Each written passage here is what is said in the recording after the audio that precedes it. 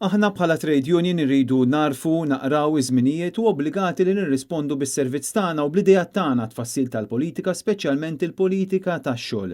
Hekk saħaq il-kap eżekuttiv tal-UHM Voice of the Workers, Josef Vella, waqt l-inaugurazzjoni tal-uffiċini rinnovati tal-UHM meta fid-diskors tiegħu issellef il-kliem tal-Ministru Luis Gallia fil-ftuħ ta' dawn il-kwartieri fl-1989 meta kien awgura li l-UHM għandha dejjem tibqa' awtonoma, demokratika u responsabbli.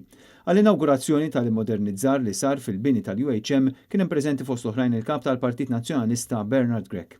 F'diskors il wassal, Josef Vella spjega kif il-UHM kibret minn żewġ kmamar imdaqsin fi triq Lifran fil-Belt Valletta għal binja sħiħa fi triq San Tomas fil-Furjana u matul iż-żmien il-mexxejja tagħha kollha komplew ikabru din il-union kemm fl-infrastruttura tagħha kif ukoll bħala trade union. Il-kap eżekuttiv tal-UHM refera l-COVID-19 bħala grazzja f'disgrazzja għaliex minnaħa waħda l-miżuri abbinati mal-pandemija xekklu l-andament tax-xogħol u r-ritmu tiegħu iżda mill-banda l-oħra l-pandemija ġabet magħha żvilupp fis-servizzi online.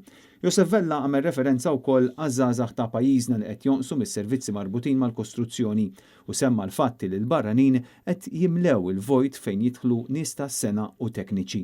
Huwa qal li tajjeb li nirreflettu għalfejn iż-żgħażagħ mhux qed jidħlu għal xogħlijiet bħal dawn filwaqt li tenna li hawn għandna sfida. Josef Vella appella lil ħaddiema sabiex ma jeħdux id-demokrazija industrijali for granted u jipparteċipaw fiha għaliex huwa dritt ta' kulħadd li n-nies ta' qabilna ċarċru demmhom għalih.